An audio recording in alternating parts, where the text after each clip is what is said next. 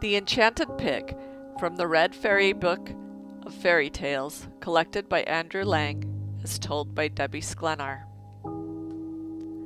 Once upon a time there lived a king who had 3 daughters. Now it happened that he had to go out to battle, so he called his daughters and said to them, "My dear children, I am obliged to go to the wars. The enemy is approaching us with a large army. It is a great grief to me to leave you all.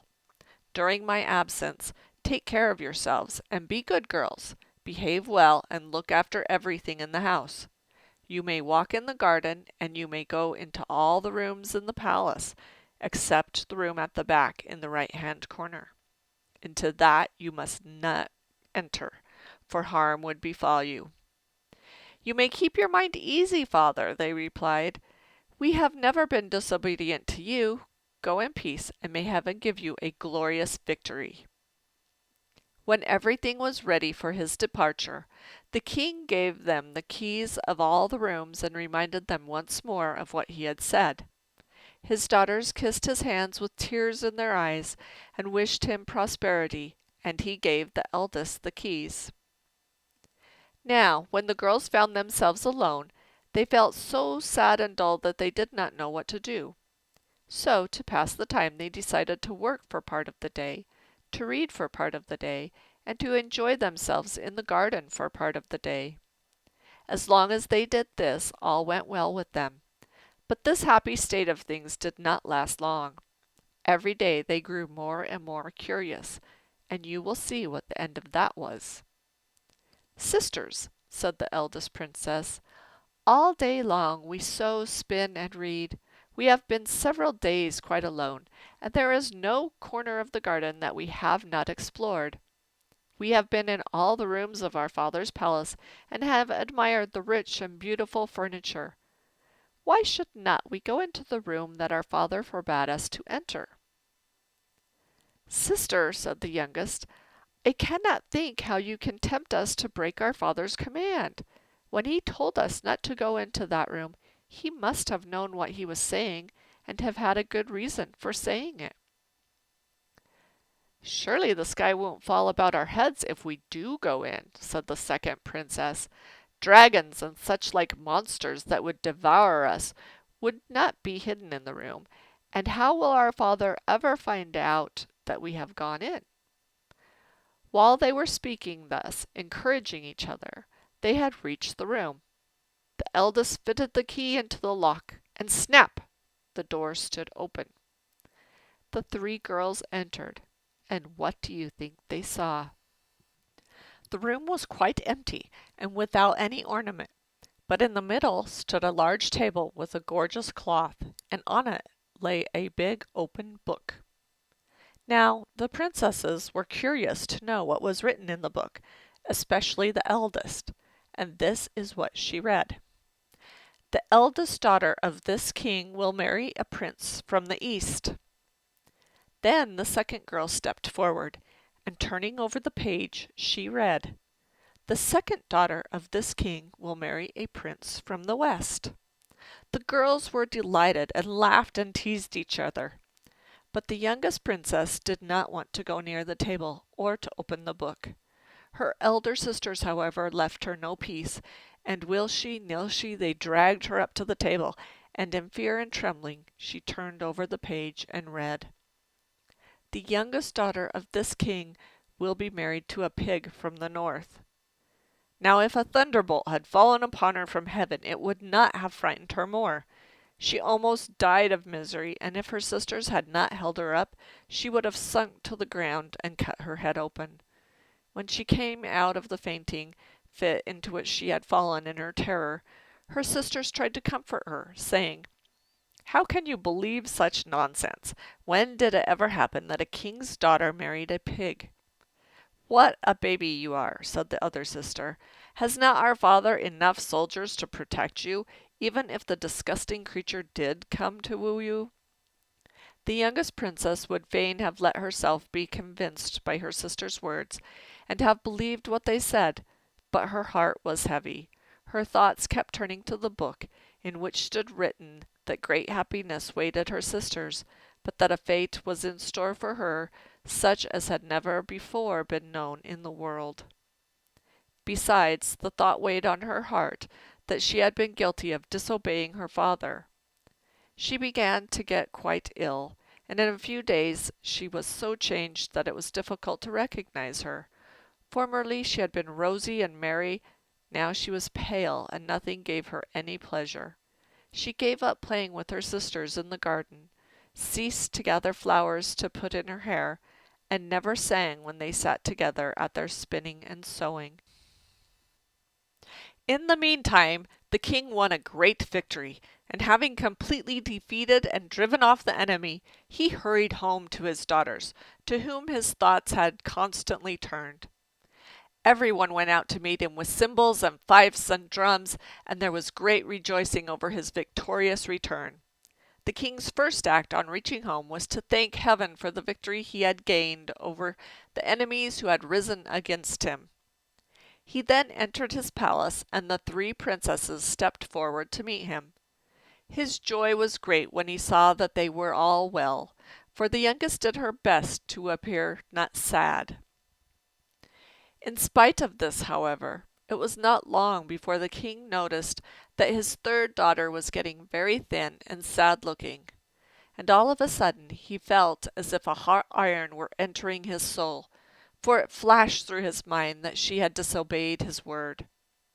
He felt sure he was right, but to be quite certain, he called his daughters to him, questioned them, and ordered them to speak the truth. They confessed everything, but took good care not to say which had led the other two into temptation. The king was so distressed when he heard that he was almost overcome by grief. But he took heart and tried to comfort his daughters, who looked frightened to death. He saw that what had happened, and that 1,000 words would not alter matters by a hair's breadth. Well, these events had almost been forgotten when one fine day a prince from the east appeared at the court and asked the king for the hand of his eldest daughter. The king gladly gave his consent. A great wedding banquet was prepared, and after 3 days of feasting, the happy pair were accompanied to the frontier with much ceremony and rejoicing. After some time the same thing befell the second daughter, who was wooed and won by a prince from the west.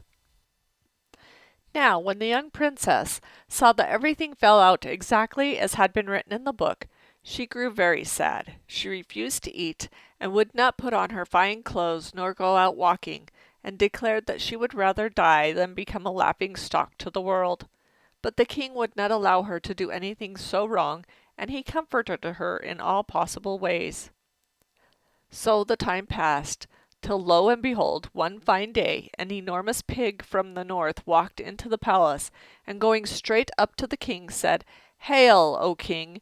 May your life be as prosperous and bright as sunrise on a clear day." "I am glad to see you so well, friend," answered the king, "but what wind has brought you hither?" "I come a-wooing," said the pig. Now the king was astonished to hear so fine a speech from a pig, and at once it occurred to him that something strange was the matter. He would gladly have turned the pig's thoughts in another direction, as he did not wish to give him the princess for a wife. But when he heard that the court and the whole street were full of all the pigs in the world, he saw that there was no escape, and that he must give his consent. The pig was not satisfied with mere promises, but insisted that the wedding should take place within a week, and would not go away till the king had sworn a royal oath upon it. The king then sent for his daughter, and advised her to submit to fate, as there was nothing else to be done, and he added, "My child, the words and whole behavior of this pig are quite unlike those of other pigs. I do not myself believe that he was always a pig. Depend upon it some magic or witchcraft has been at work. Obey him, and do everything that he wishes, and I feel sure that heaven will shortly send you release." "If you wish me to do this, dear father, I will do it," replied the girl. In the meantime the wedding day drew near. After the marriage, the pig and his bride set out for his home in one of the royal carriages. On the way they passed a great bog, and the pig ordered the carriage to stop, and got out and rolled about in the mire till he was covered with mud from head to foot.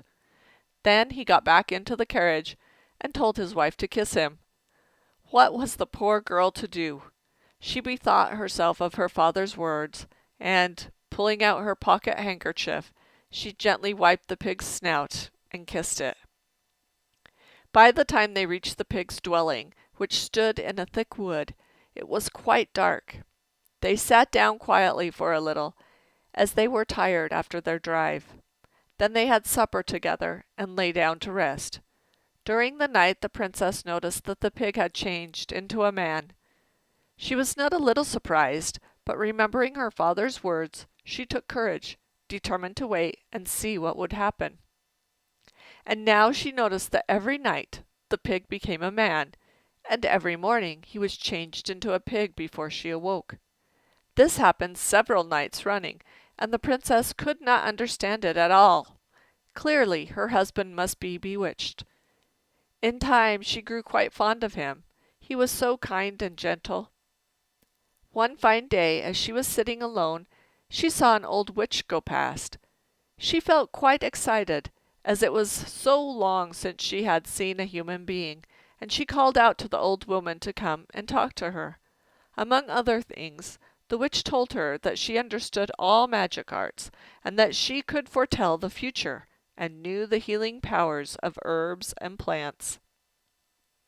"I shall be grateful to you all my life, old dame," said the princess, "if you will tell me what is the matter with my husband. Why is he a pig by day and a human being by night?" "I was just going to tell you that one thing, my dear, to show you what a good fortune teller I am. If you like, I will give you an herb to break the spell." "If you will only give it to me," said the princess, "I will give you anything you choose to ask for I cannot bear to see him in this state." "Here then, my child," said the witch, "take this thread, but do not let him know about it, for if he did, it would lose its healing power. At night, when he is asleep, you must get up very quietly and fasten the thread round his left foot as firmly as possible, and you will see in the morning he will not have changed back into a pig, but will still be a man. I do not want any reward. I shall be sufficiently repaid by knowing that you are happy. It almost breaks my heart to think of all you have suffered, and I only wish I had known it sooner, as I should have come to your rescue at once." When the old witch had gone away, the princess hid the thread very carefully, and at night she got up quietly, and with a beating heart she bound the thread round her husband's foot. Just as she was pulling the knot tight, there was a crack, and the thread broke, for it was rotten. Her husband awoke with a start, and said to her, "Unhappy woman, what have you done? 3 days more, and this unholy spell would have fallen from me, and now who knows how long I may have to go about in this disgusting shape? I must leave you at once, and we shall not meet again until you have worn out 3 pairs of iron shoes and blunted a steel staff in your search for me." So saying, he disappeared. Now, when the princess was left alone, she began to weep and moan in a way that was pitiful to hear. But when she saw that her tears and groans did her no good, she got up, determined to go wherever fate should lead her. On reaching a town, the first thing she did was to order 3 pairs of iron sandals and a steel staff, and having made these preparations for her journey, she set out in search of her husband. On and on she wandered over 9 seas and across 9 continents, through forests with trees whose stems were as thick as beer barrels, stumbling and knocking herself against the falling branches, then picking herself up and going on. The boughs of the trees hit her face, and the shrubs tore her hands, but she went on and never looked back. At last, wearied with her long journey and worn out and overcome with sorrow, but still with hope at her heart, she reached a house. Now who do you think lived there? The moon. The princess knocked at the door and begged to be let in, that she might rest a little. The mother of the moon, when she saw her sad plight, felt a great pity for her, and took her in and nursed and tended her. And while she was here, the princess had a little baby. One day the mother of the moon asked her, "How was it possible for you, a mortal, to get hither to the house of the moon?"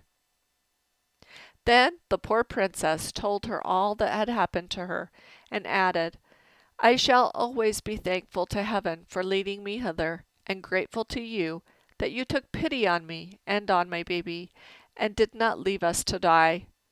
Now I beg one last favor of you. Can your daughter, the moon, tell me where my husband is?" "She cannot tell you that, my child," replied the goddess. "But if you will travel toward the east until you reach the dwelling of the sun, he may be able to tell you something." Then she gave the princess a roast chicken to eat, and warned her to be very careful not to lose any of the bones, because they might be of great use to her. When the princess had thanked her once more for her hospitality and for her good advice, and had thrown away one pair of shoes that were worn out, and had put on a second pair, she tied up the chicken bones in a bundle, and taking her baby in her arms and her staff in her hand, she set out once more on her wanderings. On and on she went across bare sandy deserts, where the roads were so heavy that for every 2 steps that she took forwards, she fell back one. But she struggled on till she had passed these dreary plains. Next she crossed high rocky mountains, jumping from crag to crag, and from peak to peak. Sometimes she would rest for a little on a mountain, and then start afresh, always farther and farther on. She had to cross swamps and to scale mountain peaks covered with flints, so that her feet and knees and elbows were all torn and bleeding. And sometimes she came to a precipice, across which she could not jump, and she had to crawl round on hands and knees, helping herself along with her staff. At length, wearied to death, she reached the palace in which the sun lived. She knocked and begged for admission. The mother of the sun opened the door, and was astonished at beholding a mortal from the distant earthly shores, and wept with pity when she heard of all she had suffered. Then, having promised to ask her son about the prince's husband, she hid her in the cellar, so that the sun might notice nothing on his return home, for he was always in a bad temper when he came in at night. The next day the princess feared that things would not go well with her, for the sun had noticed that someone from the other world had been in the palace. But his mother had soothed him with soft words, assuring him that this was not so. So the princess took heart when she saw how kindly she was treated, and asked, "But how in the world is it possible for the sun to be angry? He is so beautiful and so good to mortals." "This is how it happens," replied the sun's mother. "In the morning, when he stands at the gates of paradise, he is happy and smiles on the whole world.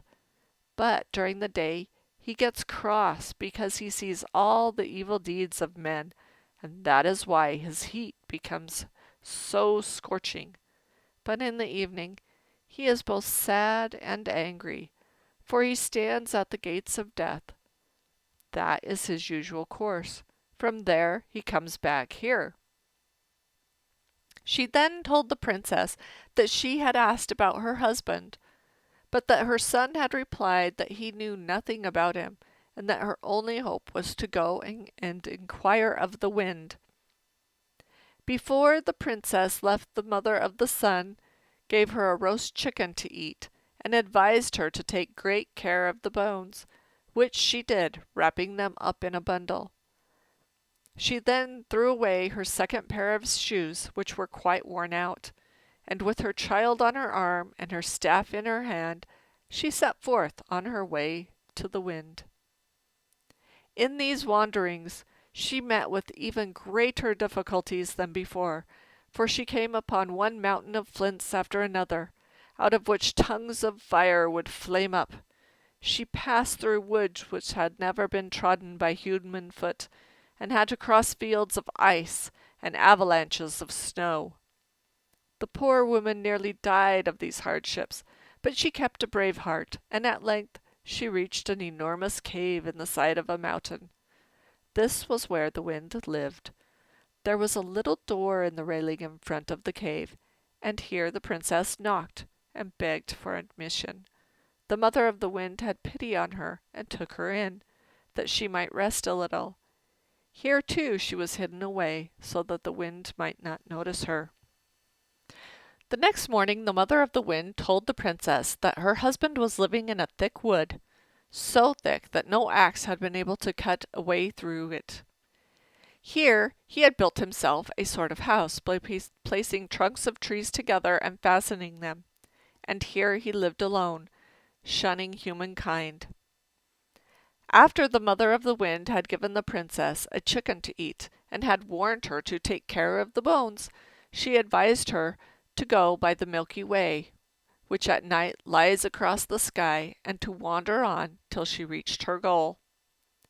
Having thanked the old woman with tears in her eyes for her hospitality and for the good news she had given her, the princess set out on her journey and rested neither night nor day, so great was her longing to see her husband again. On and on she walked until her last pair of shoes fell into pieces. So she threw them away and went on with bare feet, not heeding the bogs nor the thorns that wounded her, nor the stones that bruised her. At last she reached a beautiful green meadow on the edge of a wood. Her heart was cheered by the sight of the flowers and the soft, cool grass, and she sat down and rested for a little. But hearing the birds chirping to their mates among the trees made her think with longing of her husband, and she wept bitterly, taking her child in her arms and her bundle of chicken bones on her shoulder. She entered the wood. For 3 days and 3 nights she struggled through it, but could find nothing. She was quite worn out with weariness and hunger, and even her staff was no further help to her, for in her many wanderings it had become quite blunted. She almost gave up in despair, but made one last effort, and suddenly, in a thicket, she came upon the sort of house that the mother of the wind had described. It had no windows, and the door was up in the roof. Round the house she went in search of steps, but could find none. What was she to do? How was she to get in?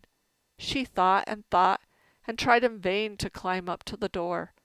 Then, suddenly, she bethought her of the chicken bones that she had dragged all that weary way, and she said to herself, "They would not all have told me to take such good care of these bones if they had not had some good reason for doing so.